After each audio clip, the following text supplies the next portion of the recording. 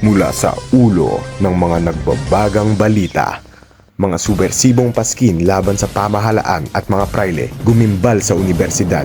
Mga inosenteng estudyante walang awang inaresto ng Garda Sibil. Samantala, mainit na debate sa pagitan ng isang matapang na kabataang Pilipino at ng isang prayle ukol sa karapatan sa edukasyon. Umigting lahat ng yan at iba pa ihahatid sa inyo ng live.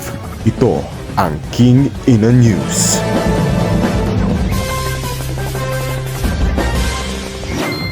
Magandang araw sa ating mga tagapanood. Ako po si Siren, nag-uulat ng live dito sa King Ina News.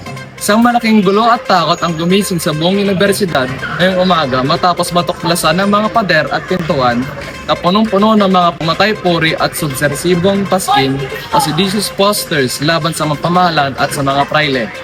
Dahil sa insidenteng ito, agad na pinalibutan ng Guardia Civil ang buong universidad at sinuspinde ang lahat ng klase.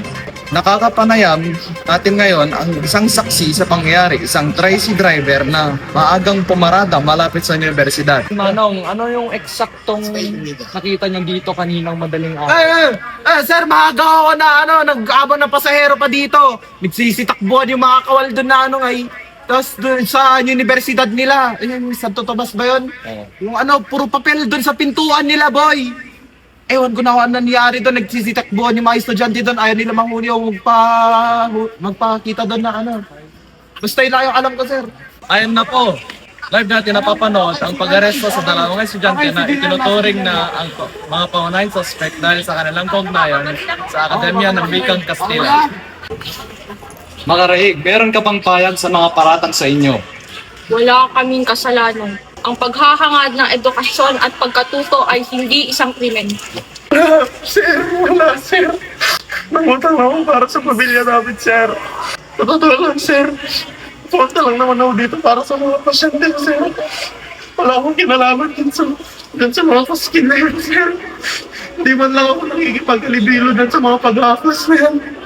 Ang bigat ng kapalaran ng dalawang estudyante habang dinadala sila sa bilangguan. Mula rito, sa site ng insidente, ako si Siren, pagbalik sa inyo sa kabilang bahagi ng report. Salamat, Siren. Ako naman si Chloe. Nagbubulat live mula sa tanggapan ni Padre Fernandez. Sa gitna ng takot at pag-aresto sa mga estudyante, isang matapang na sensibong debate ang naganap sa pagitan nila Priling Dominico na si Padre Fernandez at ang pinuno ng mga kabataan na si Isagan. Ayan na po sila. Subukan natin silang kuhanan ng panayam ukol sa mainit na tensyon sa pagitan ng simbahan at ng mga estudyanteng Pilipino. Isagani, bakit ka pumasok sa tanggapan ng mga praile sa kabila ng panganib na huliin ka rin ng mga Guardia Civil? Di ako tatakbo sa tungkulin.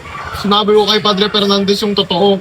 Yung mga praile ang nagpapanatili sa amin ng kadiliman. Ginagawa nilang hangal ang mga Pilipino upang matanatili silang nakataas. Ang hinihingi lang naman ng mga kabataan ay makataong edukasyon at karapatan. Padre Fernandez, ano po ang iyong tugon sa matatag na hayag ng estudyanteng si Isagan? Hinihingi ng mga estudyante ang hindi pa nila kayang pasagutin o hawakan. Ang edukasyon ay dapat ibinibigay sa mga handa lamang. Ngunit inaamin ko, bihira ako makakita ng kabataang tulad ni Isagani na may lakas ng loob na sabihin ang kanyang pinaniniwalaan ng tapat at walang takot sa mga taong simbahan. Ha? Isang napakatinding tensyon ang nasagitan natin araw mula sa pag-aresto kina Basilio at Macaray dahil sa subversibong paskit hanggang sa matapang na pagkikitalastasan ni Isagani para sa karapatan ng mga Pilipino. At dito nagtatapos ang King Ina News. Go! Manong, Kasalanan. Ang paghahangad ng edukasyon. Boy, ba't mo tinilang si Jillian? Huwag ka tumingin! Grabe! Bounce! Bilo dyan sa mga pag-aakos na yan. Okay. Pinuno ng mga kabataan na si Isagan. Ito ba yun?